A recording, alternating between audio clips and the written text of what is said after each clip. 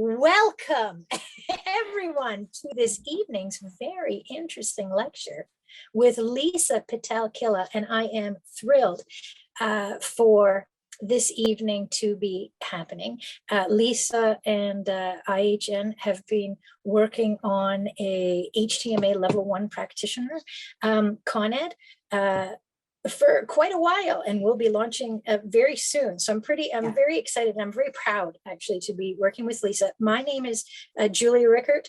I have been managing the IHN co-op placement program, the continuing education program, working post-grad with alumni and am faculty at IHN as well. And I am so excited to have Lisa with us this evening. So Lisa is a functional diagnostic nutritionist, I guess we could say, functional diagnostic nutrition, right? A grad of a institute in the United States. She is a mineral analysis expert. Many organizations and companies do use Lisa's talent for analysis. And what's really cool about her, and this is where I'll always get kind of like preen, is Lisa is a world champion kettlebell athlete. Right now, I had to look that up to understand what that meant, and it's pretty cool. It's pretty cool. What does that mean? So what does it mean? It's true. It was very cool. So I am going to have you, Lisa, expand on a little bit about yourself, what LPK nutrition is, what Vikon supplements is, and then roll right into the very misunderstood topic of the epidemic of copper toxicity. Really interesting stuff. Thank you for being with us. Thanks for having me. And again, just so excited to present on this topic, because it is something that I'm always getting questions about. And so just really briefly, so LPK Health and Performance has been around since 2015, specializing in HTMA. And really the reason I chose to specialize in this diagnostic test after doing, hundreds of tests on myself while I was studying functional medicine, was because it actually got the answer to the root cause of my chronic fatigue and my constant estrogen dominance, and that was copper toxicity. And so hence something that's near and dear to my heart, and why I'm so passionate about minerals and about this topic in general, because it is becoming an epidemic, and that's an important thing for people to realize. And so yeah, Vikon supplements, first all-encompassing powder for HTMA results, which is really incredible. So it takes a large protocol, puts it all into one neat little package. So it streamlines for clients and makes client adherence almost 100%. And that's one of the biggest feedbacks that we get. We have clinicians all over the world using our products. And that's one of the biggest comments, is that client adherence has gone up to almost 100%. And so that's amazing, because then we're being able to actually see results that are coming along with that. And yeah, I'm so excited to be launching the course, the level 1 course. I'm so excited about that. It's definitely been hours and hours and hours of investment, but just want to share the knowledge through all the years that I've gotten, so that people can really, really be able to get real results for clients and find a solution to their health struggles. So without further ado, I think we're ready. Let's dive right into this, and everybody can have an aha moment at some point or another. I hope that happens. All right, let's get set up here. Make sure everybody can see my screen.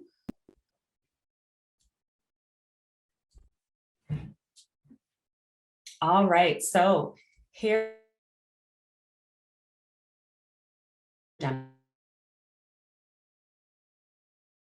What is HTMA? What is it exactly? So a hair sample is used to evaluate its mineral content. It is a way before they'll be detected in blood serum testing, which is really an incredible tool. And when you put the two of them together, even better. It shows us an average of the mineral system activity over a 3 to 4 month period, which is really great because it just gives us a deeper look into what's happening at the cellular level of the body. So what's so special about minerals? Why, why do people, why are we using hair as a biopsy sample? Minerals are the spark plugs of life. Dr. Henry Schroeder told us that decades ago. They're needed for millions of enzymes as cofactors, facilitators, inhibitors, and as part of the enzymes themselves. Their bioavailability, and that word is going to become very important throughout our presentation, and usability both have a great deal to do with the actual health of the human body. Minerals are the underbelly of what lies above, and without mineral balance, a cascade of metabolic chaos might ensue. So I want to tell you a little bit about my story, because I always find that this is interesting, and I always love hearing about people's health journeys too. And this is really why I'm so passionate about minerals and have such a great respect for the interrelationships of mineral balance. And so my journey with HTMA, so after years of studying functional medicine, again, ran almost every diagnostic test on myself in the book, because of course, as a practitioner, it's what I should do. So I know exactly what my clients would be doing if I asked them to do that test. It was a very long journey. And I have to say that during the course of all of this, I was still a high functioning individual. I was still training. I was still at the gym. And I attribute that to my nutrition, as well as my training and some strategic supplementation. But I was still constantly battling with chronic fatigue. And, I remember training on Saturdays was always the hardest for me. I would do my weightlifting on Saturdays, and I would literally need to come home and have, an hour to 2 hour nap, which I wasn't doing myself any favors. But so I went to my first world championships in Kazakhstan. I was on a natural protocol to fight Giardia. It seemed like every world I was always fighting something. And so that's when I found out I had that parasite. And so soon after returning, discovered that I had contracted C. difficile toxin A from the protocol for Giardia. So I implemented a targeting natural protocol to rid myself of that. And then the next year, which was 2017, when I was getting ready for my second Worlds, I was fighting H. pylori as well as methane SIBO. So that was an interesting one, traveling with all of those protocols intact in my carry-on and my suitcase. But needless to say, not knowing exactly what I was getting into, I jumped at the opportunity to run my first test when I found HTMA. So basically, a colleague of mine had introduced me to it, and I was like, well, I've ran every other test, so why not? What do I have to lose at this point? And so maybe it would identify the root cause of why I was still struggling. And little did I know at the time, it would be the test that answered that question for me: what is the root cause? We're always searching for this, but sometimes it takes a long time to find, and finally I did. So got my results back. I hired Dr. Rick Malter, who has a PhD and is a pioneer of HTMA science, to do my assessment. And this is when I found out the reason for my chronic fatigue was copper toxicity. So what is copper toxicity? Some people call this biounavailable buildup of copper. Same thing. And so what it means is that at excessive levels, this can cause physical and mental dysfunction. And that's when there's a buildup of copper that isn't available. We're going to talk about what that means as well. So copper that's unbound and unusable by the body, and therefore creates a simultaneous toxicity and deficiency situation. So even though you're toxic, you're also showing symptoms of being deficient. Copper toxicity is the primary cause of copper deficiency. Copper will accumulate in the body's tissues, as well as the liver and the brain, where it can be responsible for severe mental health issues. Excess copper can contribute to health problems for years, especially when we're talking about brain fog, chronic fatigue, insomnia, PMS symptoms. There are all kinds of symptoms, and we're going to touch on those a bit later. Copper can remain in cells and tissues in the brain and the liver for decades if it's not dealt with properly. So the epidemic, why are we saying this is an epidemic? Copper toxicity is one of the most common issues identified with HTMA testing today, if you can believe that. It can be the direct cause for calcium shell, which means a biounavailable buildup of calcium in the tissues, which can calcify the cells, block thyroid function, as well as contribute to osteopenia, osteoporosis, and arthritis. Copper toxicity has been multiplying since the introduction of the pill back in the 60s. The The more exposure women have to estrogen, the more copper builds up in their body. So we're now commonly seeing copper toxicity in both female and male infants, teenagers, and those born to mothers who were using birth control or the copper IUD prior to conception. As copper and heavy metals are passed in utero to the baby, then they're being born with these toxicities. So the reaction to copper toxicity can be long-term severe toxicity. The mind races due to excess copper in the brain. The body is exhausted, fatigued, sluggish adrenals and sluggish thyroid are present. Excess copper in the brain produces a driven feeling. And when that feeling comes about, now potentially we have someone who takes on more and more tasks. So fast forward is almost like an addiction for them. They literally drive themselves until they crash into exhaustion. Copper also causes potassium to reduce to extremely low levels in the cells.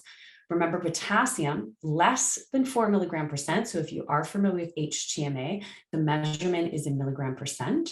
The ideal level of potassium is 10. And normally when someone is extremely copper toxic, it will be below that 4 milligram percent, which indicates sympathetic dominance or fight or flight.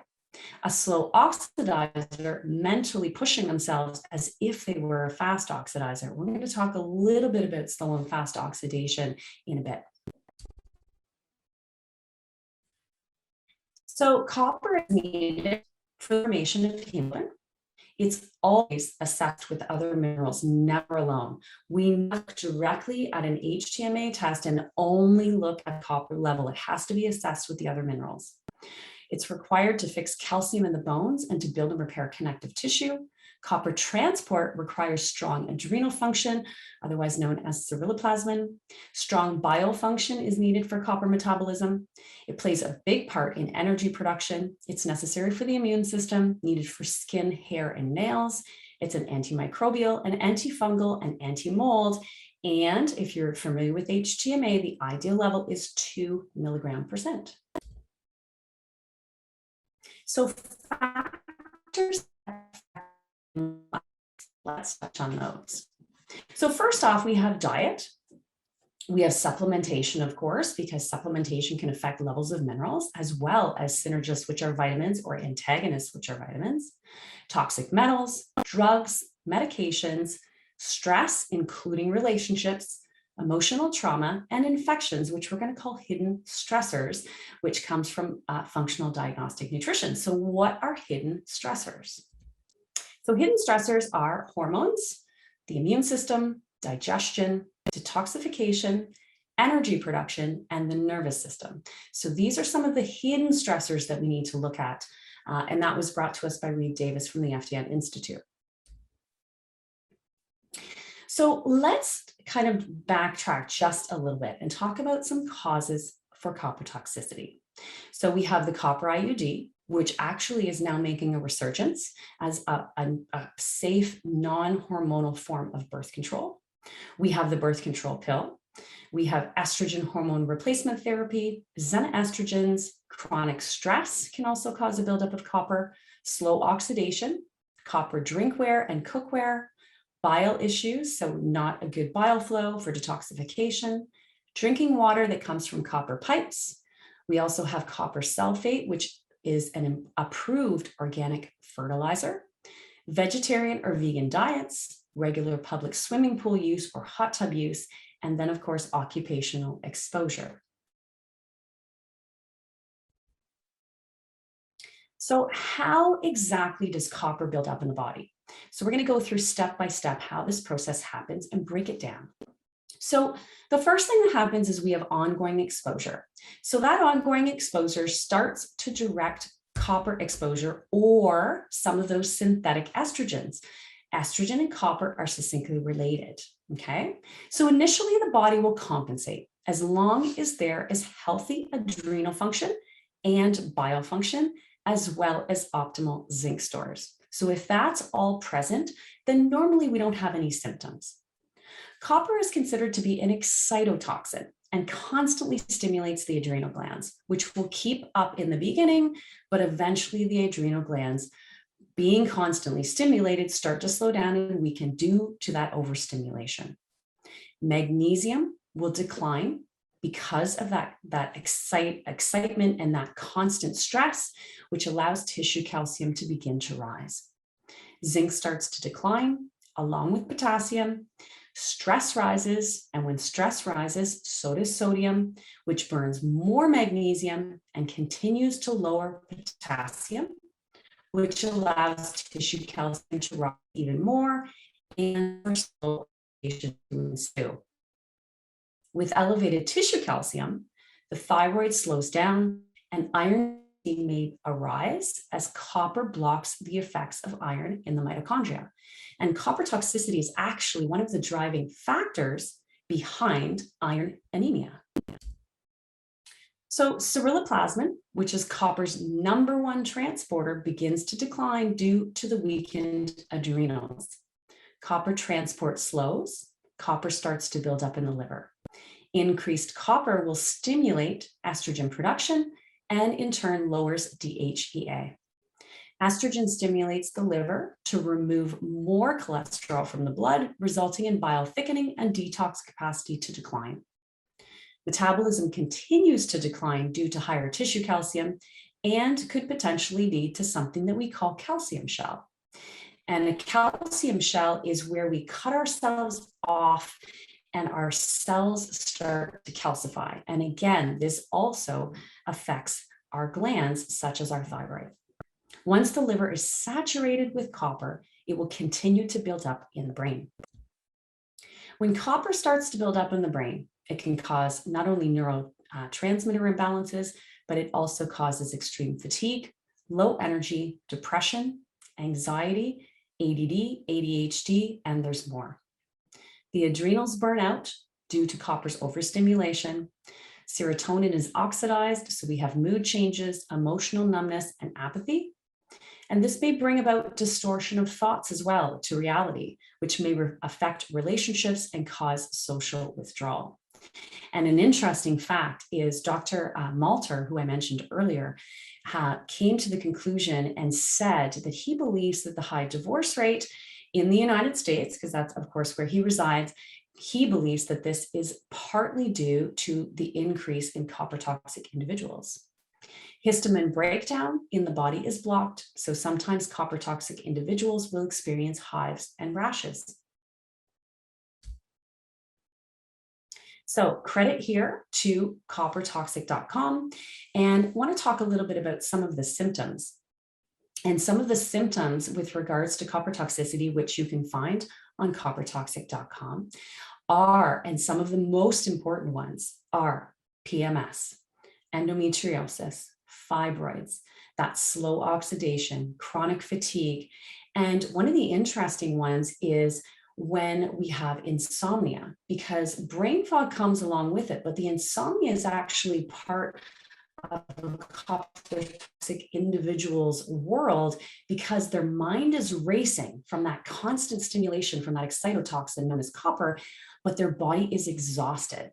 And so coppertoxic.com is a great resource. It's done by one of my colleagues, Rick Fisher, and you can see all of the symptoms listed there, which include some mental illnesses as well, and even pseudo-bipolar disorder.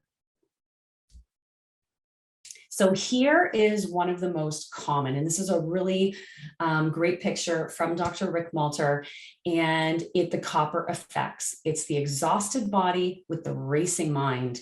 And this is where, we kind of end up when copper really starts to build up in the body and the adrenals start to burn out. So copper interactions, this is really interesting because a lot of people need to remember and consider that copper has a lot of interactions and is very important in the body. So when we are toxic and deficient, a lot of these things will be compromised. So copper is required for collagen formation and keratin production used for hair, skin, and nails. The results of the biounavailability of bioavailable copper are loose ligaments, tendinitis, bursitis, arthritis, osteoporosis, dermatitis, eczema, and there's more. Copper and the nervous system. So it's been noted that most psychiatric and psychological conditions improve when copper comes back into balance. Dr. Rick Malter, actually, he's a retired clinical psychologist, spent his entire career assisting children with mental illness with mineral balance rather than utilizing prescription drugs.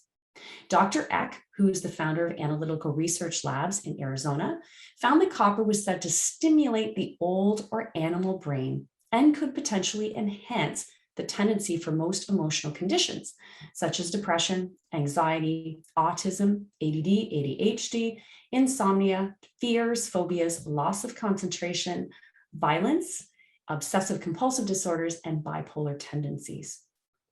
It's a wonder that more medical doctors are not aware of the importance of the role in copper in today's mental illness of society. Copper and addictions. Some individuals with copper toxicity are swayed towards addictive substances. And so excess copper gives one a high by causing a slight detachment from reality. And it may actually be exacerbated if coupled with the calcium shell, because again, our cells are calcifying. We're protecting ourselves from something. And so reason being, copper causes the depression, the anxiety, the brain fog. We've already mentioned those. And these addictive substances may stimulate the already burning out adrenals, which in the short term help the body keep copper in balance. So the person actually feels better, but it's for the short term. The cadmium, for example, found in marijuana and cigarettes may drive copper out of the blood and back into the tissue storage. Ultimately, so that might give them temporary relief. But ultimately, neither of these two examples are fixing the underlying issue. They're literally just adding fuel to the fire because the copper is being redeposited in the tissues. Copper and reproduction. This is a really important one too. Given that women are copper and men are zinc dominant naturally because copper is related to estrogen and zinc is related to testosterone as a connection.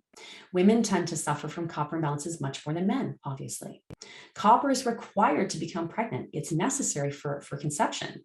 And so when women use non-hormonal IUDs, namely copper, or the pill, both methods will affect copper balance, which some cannot handle at all. So, we've all met those women who, they tried to go on the pill, they did it for maybe a couple of weeks and they could not handle what was happening. So some people can't handle it all.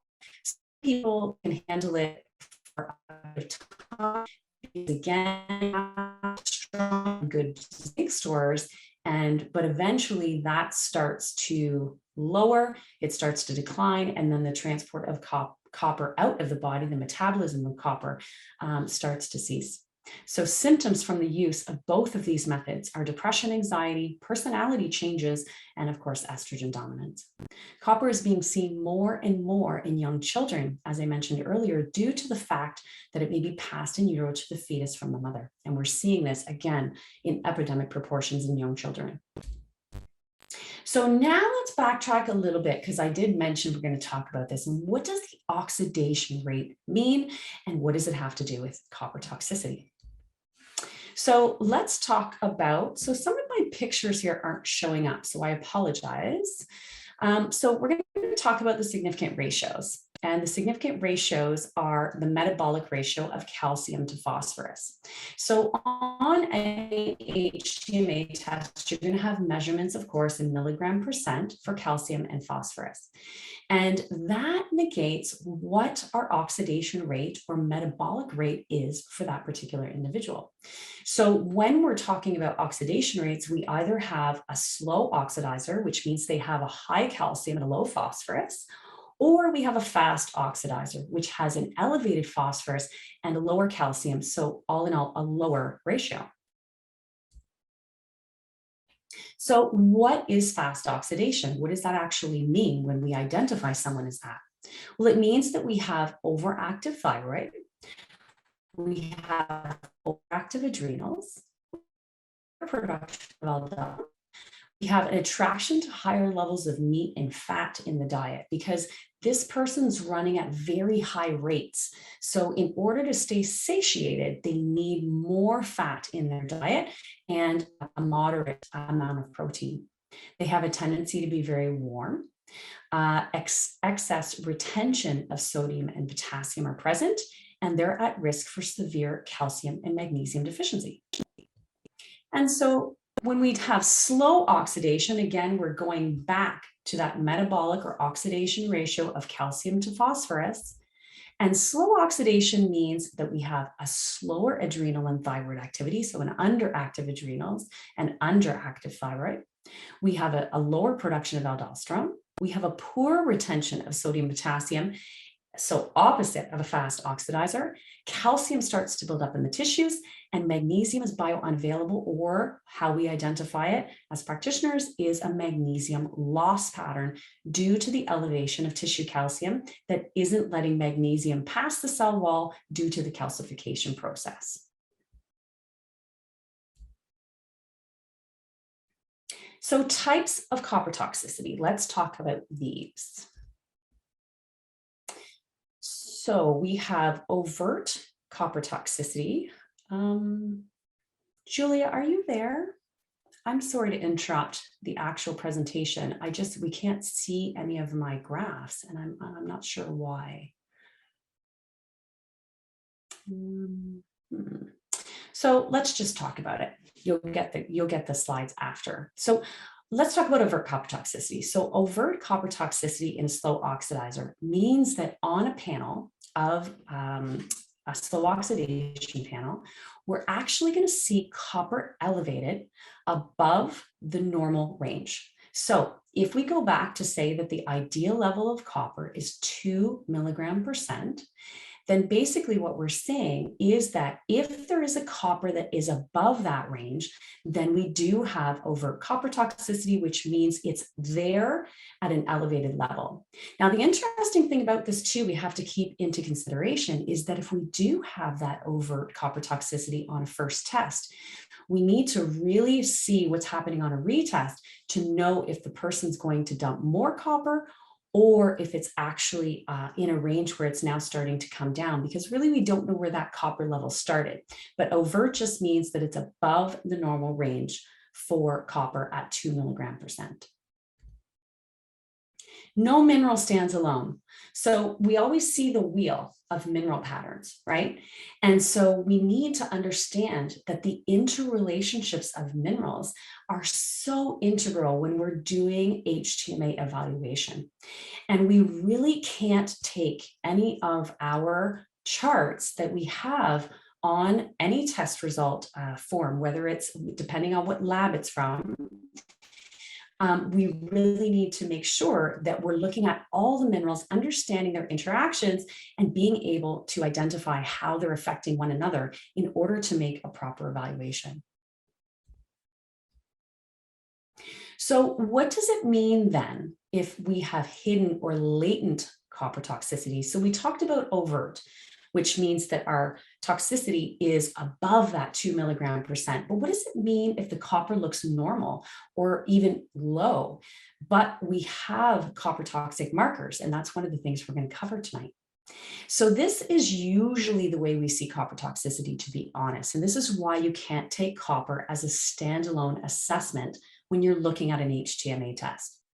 And so when we have copper toxicity that's hidden, normally adrenal function will be diminished. We'll have the individual will actually be showing as a slow oxidizer. So they're going to have that high calcium to phosphorus ratio. And copper appears low to normal on the actual test result. So it's going to be somewhere around that 2% or below. It won't be elevated. So it's not as easy to be able to identify when it's in that pattern. So why is copper hidden? Well, when copper is buried deep in the tissues, the liver and or the brain, this will not always show up as an elevation on HTMA because it's buried deeply sometimes. And more commonly, the copper will look low, and many practitioners mistake this for the need for supplementation, ultimately making the client worse. Slow oxidizers in most cases do not have strong enough function to detoxify copper. So it remains buried until functionality increases. And that's one of the keys to some of the detoxification for copper. And it has to be definitely done in a very specific manner so that we don't cause reactions to get worse. Fast oxidizers can also have hidden copper toxicity, and the assessment may not always be straightforward and accurate. And so this is an interesting case where if you do suspect that someone has copper toxicity, but they're a fast oxidizer, so things are working in that overactive state, then we can actually use manganese as what we call a push test. And so you can use a higher dose of manganese in a single dose to see if the individual experiences any of those copper dump symptoms. And we're going to talk more about what those symptoms are just in a little bit. And we always correlate with symptoms.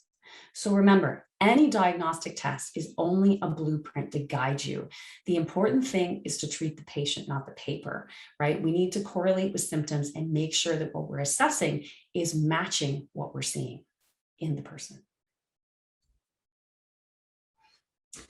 Okay, so I apologize for this. I'm not sure why this is happening, but we're going to go through and I'm going to show you the different ways to identify hidden copper toxicity. So we have 12 markers for hidden copper toxicity. And so those markers, when you're looking at a test, now whether you're looking at a Canalt test or whether you're looking at a trace elements test. So when we're looking at this testing, hidden copper toxicity, we have 12 markers. So the first marker we look at is calcium greater than 50 mg%? And each time we answer yes to a question, we're going to put a check mark. Now, so is copper greater than 50 milligram, or is calcium, greater than 50 mg%? So we're going to say, let's say it's a yes. Is sodium less than 12 mg%? So yes or no.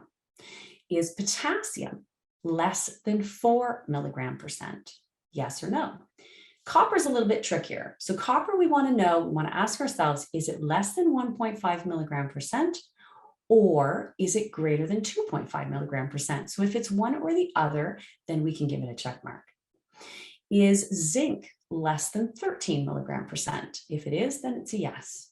Is phosphorus less than 12 mg%? Again, if it is, then it's a yes. Is mercury greater than 0.02 mg%? Okay, if it is, then yes. And I will tell you that if it is 0.02, I usually give it a check mark because it is on that fence in my mind. Next, we have our ratios. So is calcium to potassium greater than 10.1? If it is, then it's a check mark. Is sodium to potassium less than 2.1? If it is, then that's a check mark.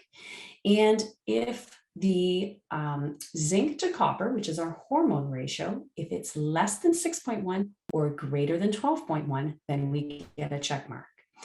And the two last ones are here. So the 11th marker, and this isn't on all tests. So Trace Elements does measure the copper to molybdenum ratio and lists it. However, the other tests do not. When we're looking at Canalt or ARL or Analytical Research Labs, they don't measure the copper to molybdenum. It's not listed, but we can do the calculation. So if it's greater or equal to 850, then yes, we get another check mark. And the 12th marker is does the person have a history of copper exposure? You know, are they a vegetarian? Have they used the birth control pill? And it doesn't have to be current exposure. It can be exposure over the last decade, or even someone who's maybe used the birth control pill or had a copper IUD, 10 years ago, but it may still be deeply buried in the body because they haven't done what they need to get it out of those tissues that it's buried in. And so sometimes that's the case as well. So always keep that in mind. If they have had some history of exposure, then that's an important factor. All right, so the other part too is hidden copper toxicity. We touched on this a little bit, and that is with a fast oxidizer. And so again, the fast oxidizer, very common in men to be fast oxidizers. All children are born fast in the fast oxidation rate. And then we slowly, as we go through stress through periods of time, kind of in our teens, 20s, that's when we kind of move over into that slow oxidation. And so when we are a fast oxidizer, hidden copper toxicity is a little bit more difficult to identify. And this is where the manganese push test comes in, because that's where we can really dig in and say, okay, are we having any symptoms?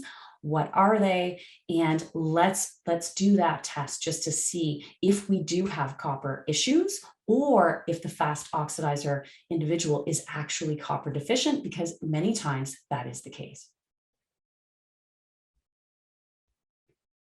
So let's identify and talk about what copper dump syndrome actually means. So copper dumps per se can cause Herxin reactions and trigger detox symptoms.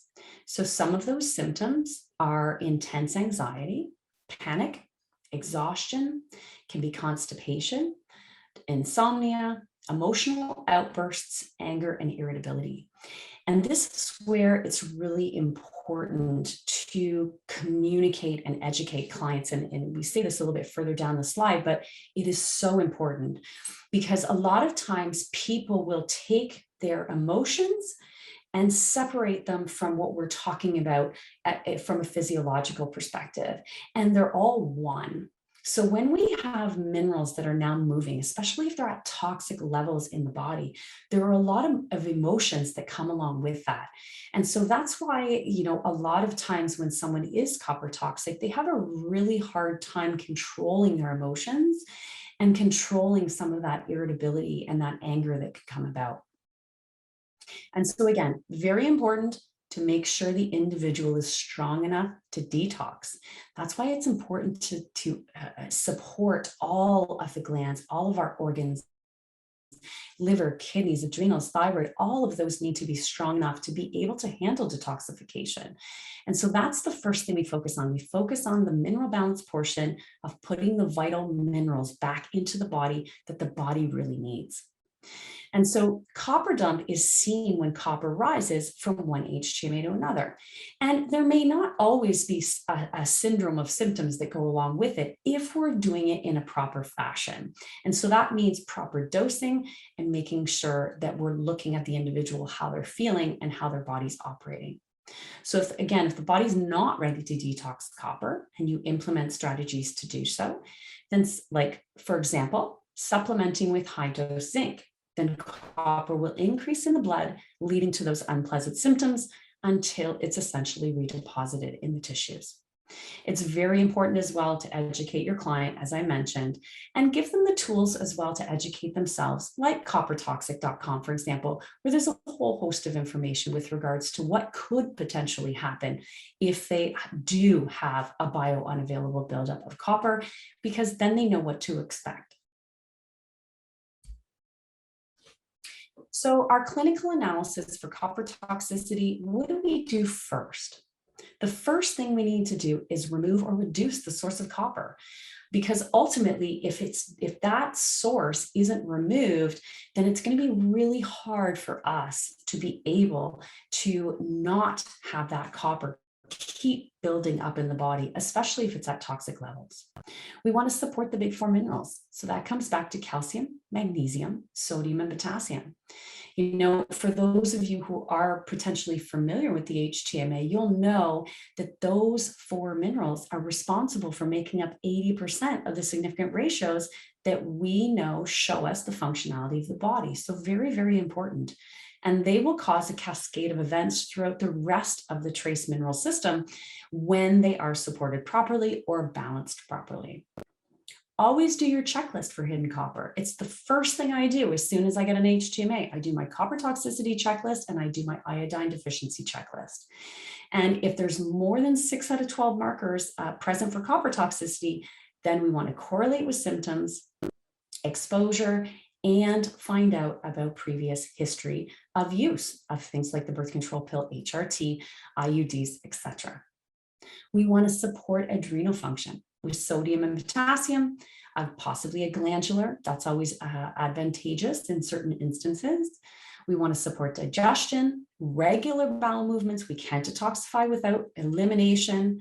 We want to support the liver and make sure the detox pathways are open. Do not try to detox copper before the body is ready. Communication with the individual and correlating with symptoms will definitely be the key to their success of copper detox. So start with the basics. Dialin nutrition. Nutrition is the baseline of our health. It's our home foundation. And so we want to dial in nutrition based on the oxidation rate that the client is showing, whether that's fast or slow. Remember, and I'm going to explain this to you in 1 second, that we do have a pattern called 4 lows. And 4 lows just means we're coming back to our 4 minerals: calcium, magnesium, sodium, and potassium. And so, excuse me, when we're in that 4 lows pattern, we want to treat these people as slow oxidizers. Sorry. So from that instance, we want to focus on nutrient-dense foods. We want to focus on daily movement practice, but we want to avoid intense exercise until the pattern changes. Lisa, do you need to have a little sip of water? I do, thank you. And Julia, I'm so sorry, but I don't know why my pictures aren't showing up, my graphs. Oh, well, that's okay. Can you give us the, this is the disembodied voice here. Will you be able to share the slides with us so that I can share it with everyone on the call, and then we'll be able to see the pictures properly when they rewatch the video?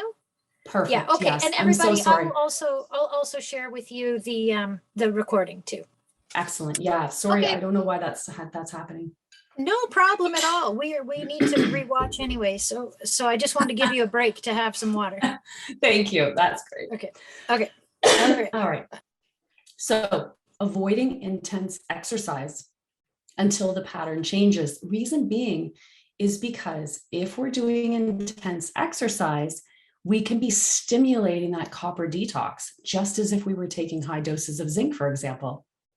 And so that can cause some of those negative reactions. And so sleep is also going to be critical when we're addressing minerals, especially if the client is appearing as a slow oxidizer or exhibiting a 4 lows pattern. And so try to get them to reduce stress as much as possible and implement healthy techniques to deal with some of the stressors that may be causing their slow oxidation.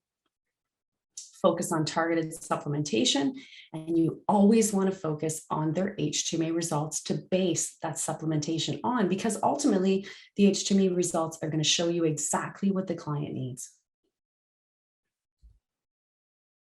So let's talk about the fast oxidizer diet. We touched a little bit on this when we talked about meat and fats, but ultimately, because their body's operating on a very high level, we want fattier cuts of meat, again, for that satiation. We want high purine proteins, organ meats. We want a higher fat, so kind of that 6 to 10 tablespoons of added fat per day. We want lower carbohydrates because they're going to burn through those very quickly, as well as the fruit and simple sugars. They're just going to burn through those too fast. We want to focus on high calcium foods and high magnesium foods. Now, slow oxidizer, again, is the total opposite side of the coin. So we want to focus on higher protein, but lean protein, right? So not protein that is higher in fat, but lean protein. We want to focus on lower fat. So somewhere in that 2 to 6 tablespoons of added fat per day. We want to have lots of starchy and complex carbohydrates. And we want to focus on those high potassium, high sodium foods, and avoid the high calcium foods if we have calcium elevation in the tissues. Because of course, if we're eating calcium and we have that calcium dysregulation where it's going into the tissues, then we're just adding fuel to a fire that right now is dysfunctional. And remember, when we're looking at 4 lows patterns, so calcium, magnesium, sodium, potassium, less than the optimal levels, we want to make sure that we're treating those particular individuals as slow oxidizers because their energy is going to be lacking. And usually they have underactive adrenals and an underactive thyroid. So very important to follow the same slow oxidation concepts. So some base nutrients, what are some of the things that we can kind of start with when we're looking at the HTMA when it comes to supplementation? And so a good multi-nutrient is kelp, of course, marine phytoplankton is another, you can alternate those.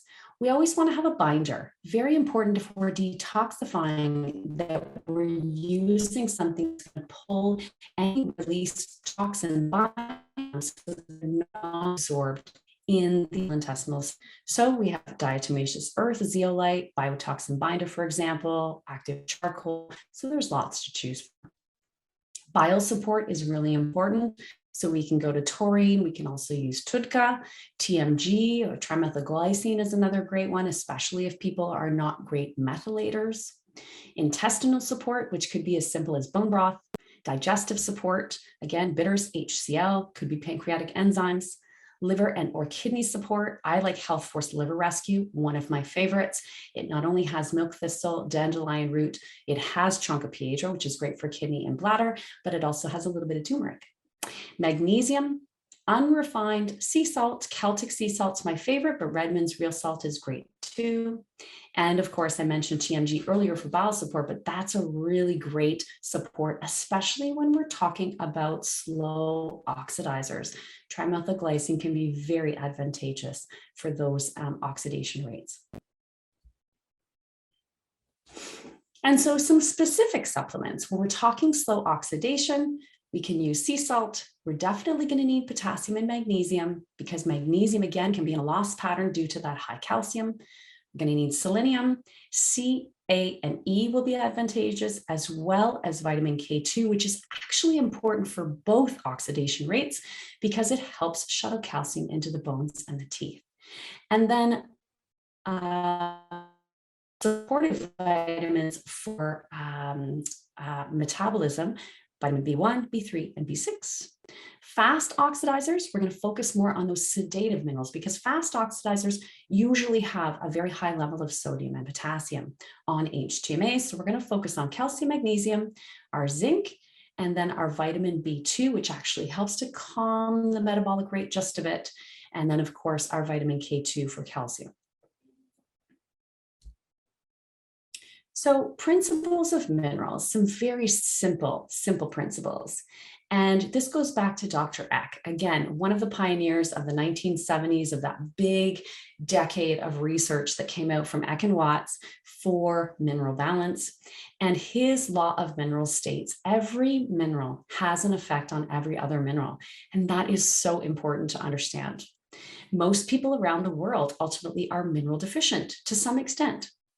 Symptoms of a mineral deficiency are often identical to a symptom of mineral excess. So think copper toxicity. When we have a buildup of biounavailable copper, we're copper toxic, but we're also copper deficient. And minerals can substitute or displace one another.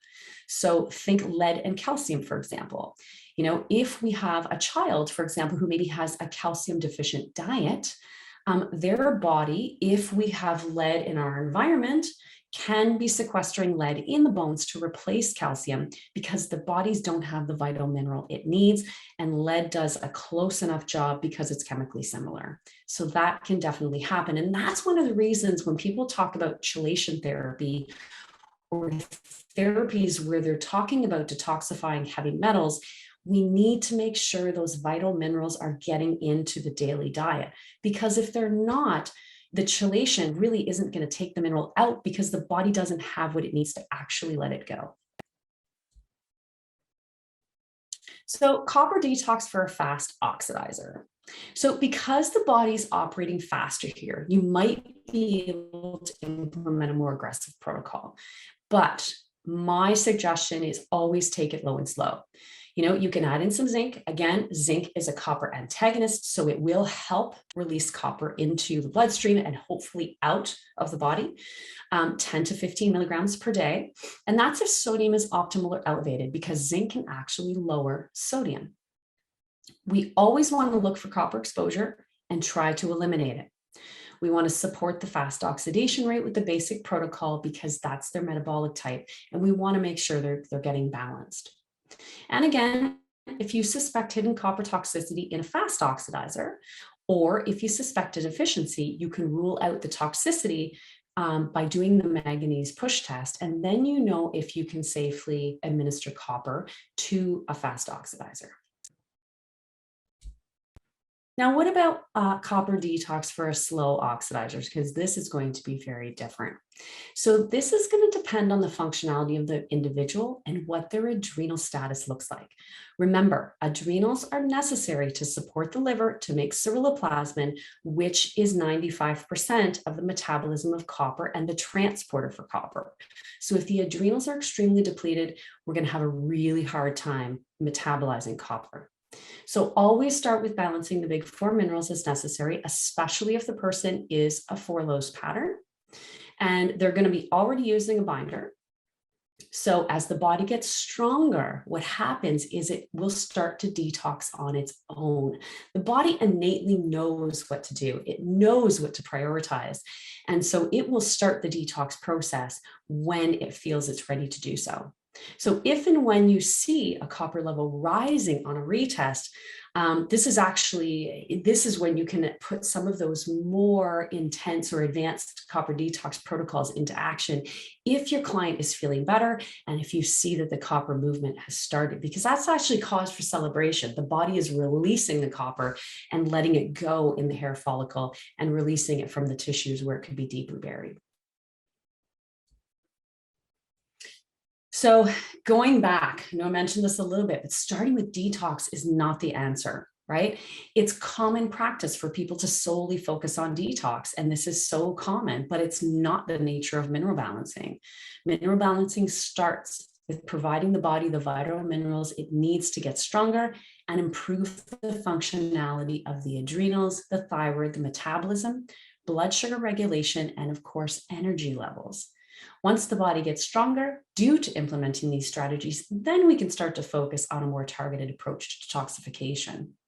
It's also crucial to ensure detox pathways are open, and this is an area that's commonly overlooked by a lot of healthcare practitioners. So we really want to make sure that we're following these steps in a proper sequence to have the best success for clients.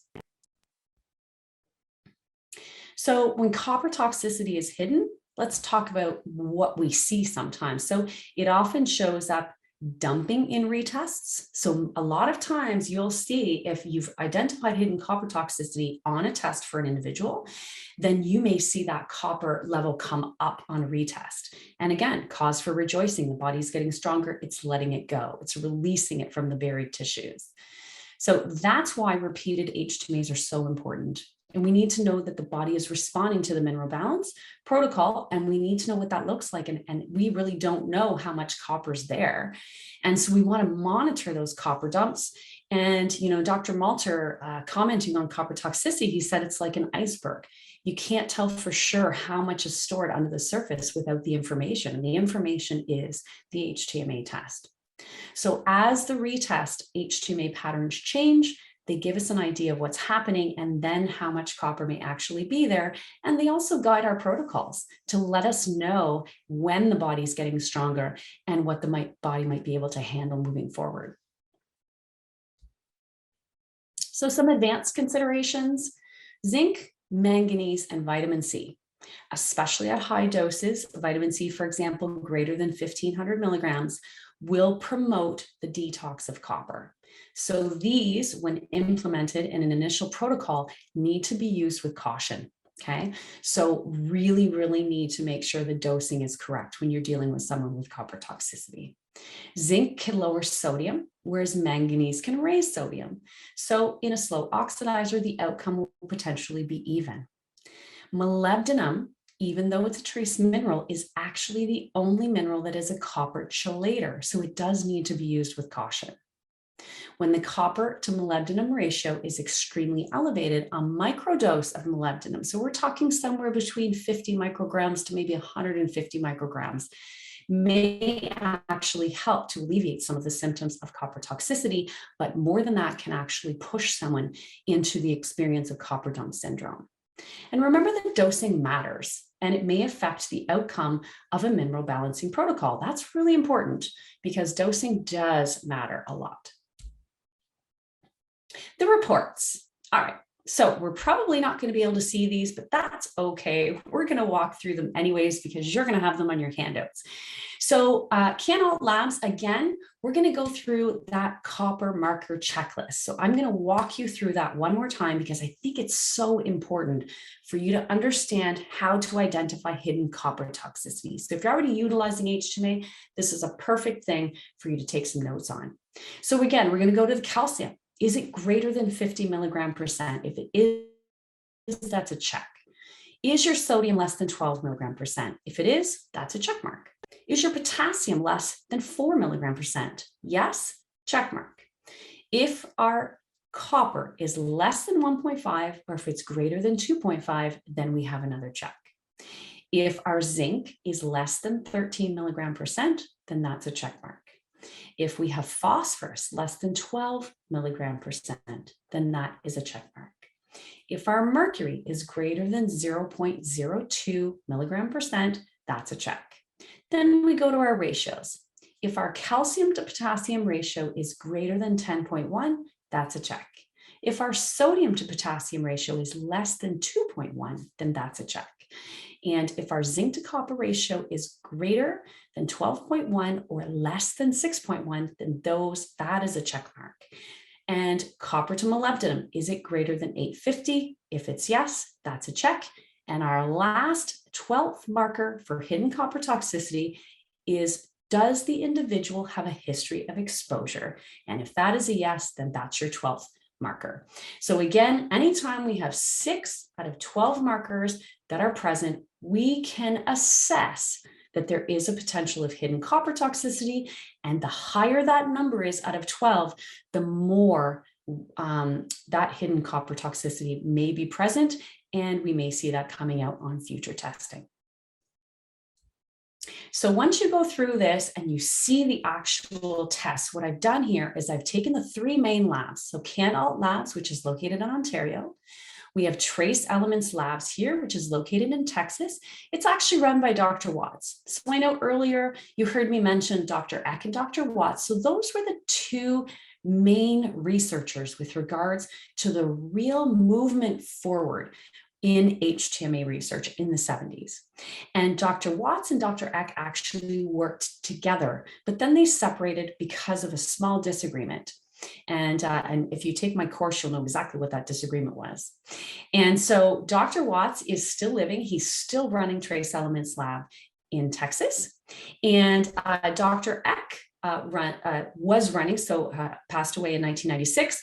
Analytical Research Labs in Arizona was created by Dr. Eck. He did pass away in 96, but his family is still running the lab. So those are the 3 main HTMA testing facilities that we will have talked about here, and that of course will be mentioned in the course too. And so why did I choose to specialize, or choose, I should say? HTMA opened the door for me really to start healing. You know, my story earlier was what was the root cause of why I was constantly suffering from this chronic fatigue. And that's really what brought it to light for me. And, you know, without that vital insight, first of all, this is a non-invasive diagnostic test. It's very affordable. And had I not found it, I wouldn't have been able to get to the root cause of my chronic health issues that I was facing. So in the past several years, I've seen tremendous results. One of the most memorable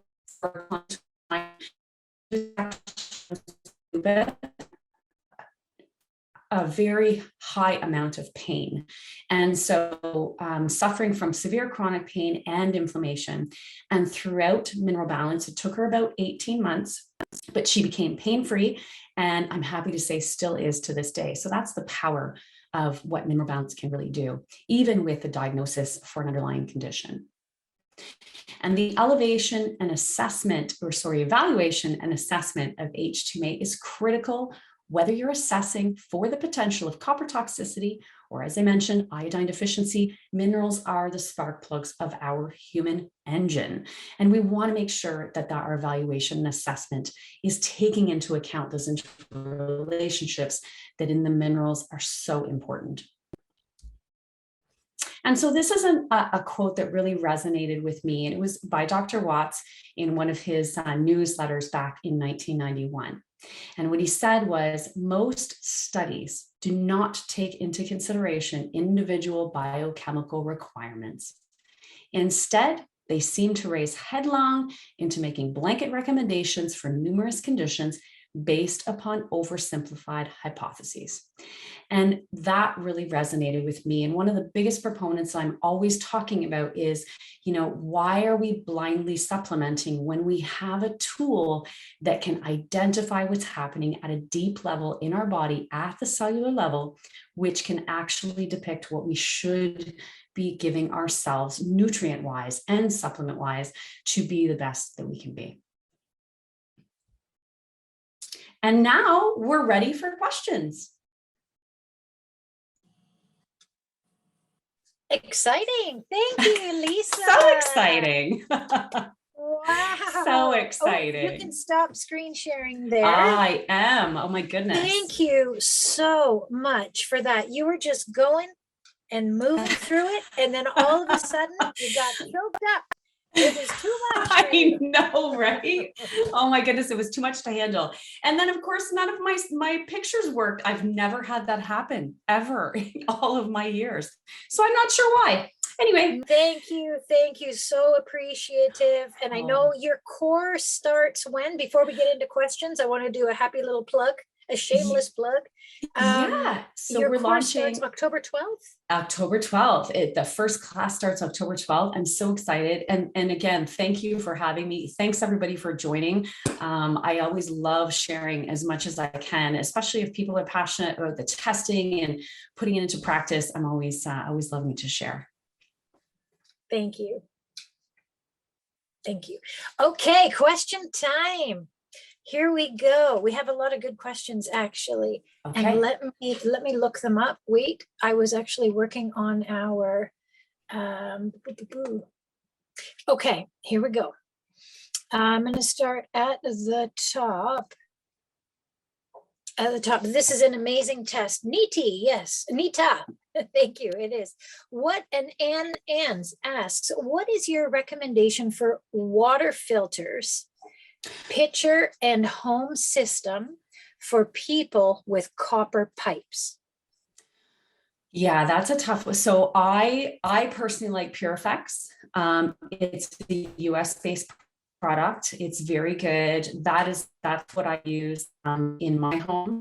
And they also have shower filters. They have countertop units. Remember, filtering your shower water is critical, everybody, right? We all have to do that. If we don't have a whole home system, whatever we're putting in our body, remember what we're putting on our body gets absorbed too. So you need to not only be filtering what you're drinking, but filtering what you're showering with, right? So I do like that. Berkey is really great too. That's a really great runner-up. And the only thing I say is when you're doing a filter, make sure you're also getting one if you're in the city. Your iodine uptake, your drinking water that has fluoride. Okay, Lisa, say those last two things again. Your Wi-Fi's been just a little bit sketchy. Tonight it went out maybe about 8 times or so. So can you repeat those last two or three thoughts? Yeah, so just with regards to, Purifex is a great filter. They have a whole house filter. They've got shower filters. They've got countertop systems. The Berkey is really great too. And so what I mentioned there was just making sure not only are we filtering the water we're drinking, but the water we're showering with, right? Our skin is our biggest organ. It absorbs everything that's in that water. We have to make sure that's done too. And so really important. And again, what I mentioned at the end was just make sure that whatever filter you choose, that it has the ability to filter fluoride if you're in the city in the municipal water system, right? Yeah, that's really important. Right on. We just actually bought a Berkey from one of our grads. I'm going to plug this grad in here. Her name's Karen Smith. She's in Nice. Brantford. She's an Yeah. authorized Berkey dealer, and she's Ooh. she's good. So we've got it. We didn't get the rocks, but we did get the fluoride, the Yeah. PF2 filter. We Mhm. got we don't need the rocks for more because we've got tons of calcium and tons of minerals. So yeah, I love that. And what's the other one that you mentioned? The first one? Pure effects. Pure FX. Okay. Yeah. Can you actually type that in the chat? Yeah, So absolutely. we can see that, and then Got Berkey it. as well, please. Mhm. Jessica wants to get the test done. Yes, it is a good test. Where people can do this test and how much does it cost, Lisa? Well, obviously you can do it with, is it Vikon that you do the test through, or LPK? Okay, You can so do it with both. Yeah. Yeah. okay, where can people get the test done? How much does it cost through you? Yeah. So absolutely. So Vikon. So I have functional diagnostic practitioners that are also Vikon coaches. So under our Vikon supplements area, and so they take clients. They do HTMA. They customize your formula, and so the cost of the test plus the intake, and then your 60-minute consultation is $299. You can also do it through LPK and deal directly with me. A little bit more expensive at $399, and I include a little bit longer for our intake session. So you have two options. Okay, thank you. And they can call me if they have any questions and take Absolutely. the course, because they can, that's another thing. Exactly. Yeah, they can know how to might as well interpret do it all that. themselves. Yeah, Yeah. exactly. But yes, so it's through LPK Nutrition. And another thing, Lisa, while I'm reading the next question, would you mind linking what you just said, where we can get the test done in the chat as well? It's just a lot easier for us to click on it. Got it. We want to get that done. Thank you. Okay. And if someone has all the markers for copper toxicity, do you address that first or concentrate on the 4 main minerals and zinc? Do you still give a bit of copper because it's biounavailable? No. So some people, so there's times where when we have something that is in a loss pattern, like magnesium, potassium, boron, those can all show up in loss patterns and slow oxidizers. When that happens, then we need to give those supplements. But you have to be very careful with copper, because if someone is copper toxic, again, remember the iceberg, we don't know how much is in there. And if someone is severely copper toxic, even giving them a little bit of copper, like even desiccated liver capsules or something like that, can throw them over the edge. So the first thing you want to do is support the big 4 minerals. Always, always, always. And then you can work your way down the line to other supplementation. But you want to support, again, the organs, the glands, right? You want to support the functionality, and you want to support the big 4 minerals. Okay, thank you. And I think I had answered this already. Lisa refers, because she works with medical professionals, she refers to her clients as patients. We do not. Yes. We refer to our clients as clients, but Lisa can do that. Yeah. Okay. Is bioidentical hormone therapy the same as estrogen therapy? It's the same as hormone replacement therapy. Yes. Yeah. Okay. And I find, so when we're talking about bioidentical, especially if it's for a woman who's past menopause, there are many times I have had many clients that are at that age, kind of in late 50s, early 60s, and they're using some estrogen creams. And if you're supporting the body right and their estrogen is really low, you can manage them through not becoming copper toxic. That's very possible. And they'll thrive with that happening, and still being able to use the therapy that they want and that they feel best on. Okay, thank you. And is your course based off TEI or ARL labs? We cover them all. So when we put this course together, it's really important. We're in Canada.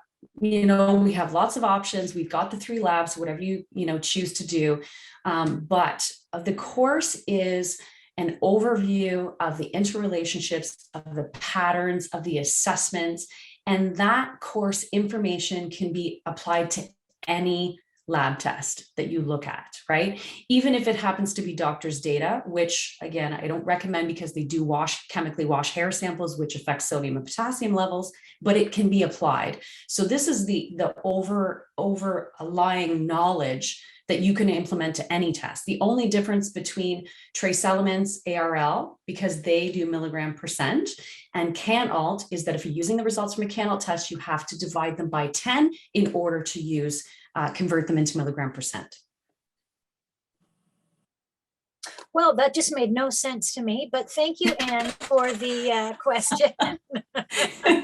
That was a very thorough answer. And I love the 6-lesson syllabus. So Anne, I sent you a link this afternoon, actually, or yesterday, to the full syllabus of Lisa's. Oh, she got it. She says, haha, I got it. Okay, does chlorella help bind copper? I mean, chlorella can definitely help bind heavy metals. I've never used it specifically for copper. Copper, usually we're looking at, again, that mix of zinc, potentially manganese, the vitamin C, maybe a little bit of molybdenum, and talking about binders.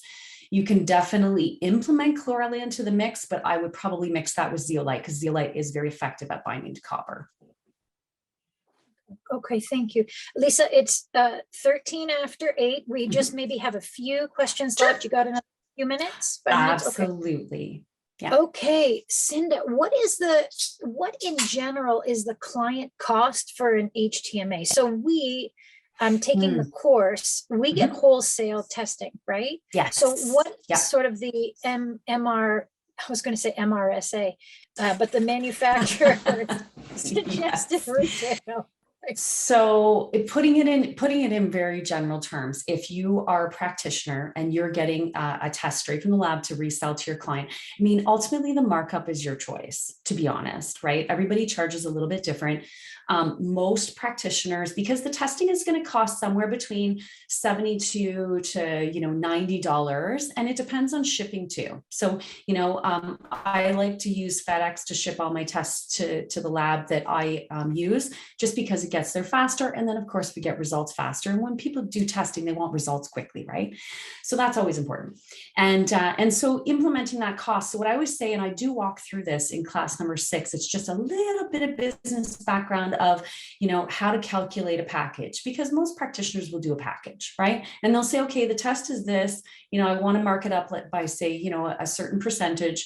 And then I'm going to spend a half hour doing the report. And then I'm going to spend an hour doing the consultation. And what do I want to get paid an hour? And how much does all that cost? So it just gives you a general idea of what that looks like for your particular practice. And then, as you get busier and busier, that cost might go up because of course it takes time to do all of those things too.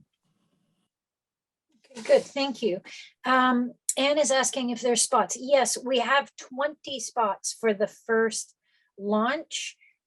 This is not a standard course where you get the education and that's it. So we're limiting it to 20 because Lisa has already started the IHN LPK, Lisa Pitel-Killah, HTMA Facebook group, where it's an exclusive group that Lisa admins and does ongoing support and coaching. And the group itself is going to begin to grow so we can have conversations within the actual community itself, and we can share information. It's a private group only for the graduates of this program. Now, everyone is welcome. IHNers, CSNNers, Edison, Pacific Rimmers, any holistic nutritionists, because all of us, the brothers and sisters in holistic nutrition, need to understand that we can have labs. And this is the first testing Con Ed, because we're getting a lot of requests for what tests can we do, and all of the testing parameters shift and change as Brett Haas, Sophia Pistrilla, Jennifer Papa, and I are constantly talking about. It's always shifting. So we want to have some solid testing courses where you actually can understand what is coming to you from Lisa, which actually rolls into the next question, with her analysis and assessment that you can look at it and create protocols from that. So yes, there's spots left, but we're capping at 20. So what's the correlation with women and endometriosis and estrogen dominance? Well, copper toxicity buildup can drive both of those issues, right? PMS symptoms, endometriosis, fibroids, all of those things can be driven when there's biounavailable copper buildup in the tissues. Yeah. Latent Copper, yeah. Okay, so just to be clear, because of all this conversation, as a holistic nutritionist, all of you can use HTMA in your practice, hands down. Yeah. So it's good. Okay. Yeah. Thank you. And thank you everybody else too for your questions. Avery or Diane, Flora, do you have any questions before we go? But Lisa, you're fabulous. And as are you, and thanks to everybody else too, and all these great questions. I mean, yeah, they are. Oh, and Jessica, with all the resources be added to the slides. Will all the resources be added? You're talking about the charts, right? Yes, they're all there. Yeah, I don't know why they didn't show up. It's so odd. It was so weird. You're seeing red circles, but the red circle is actually on top of a graph with a with a number. I'm like, where's the graph? Yeah, that was weird. I'm gonna get David to whatever the slides you've got. Yeah, because when we did the test, everything was fine. Everything was totally fine. We saw everything. I don't know if it's just a glitch in the system or what, but anyways, sorry about that. But yeah, they'll all be there. Yeah. I'll send them tonight when we're done. Okay, everyone. How can I sign up for the course, Linda? Actually, you go to IHN's website, and if you click on continuing education, if you mouse over that, and you scroll to HTMA level 1 practitioner, it's a drop down. There's all the information there, and you can get through all of the bits and pieces. And then at the bottom, it says view 6 class syllabus and enroll. Super exciting. Okay. Thank you, everybody, for being so fabulous. Yep. And good night. Good night, Lisa. We'll talk to you tomorrow. Sounds good. Okay, bye.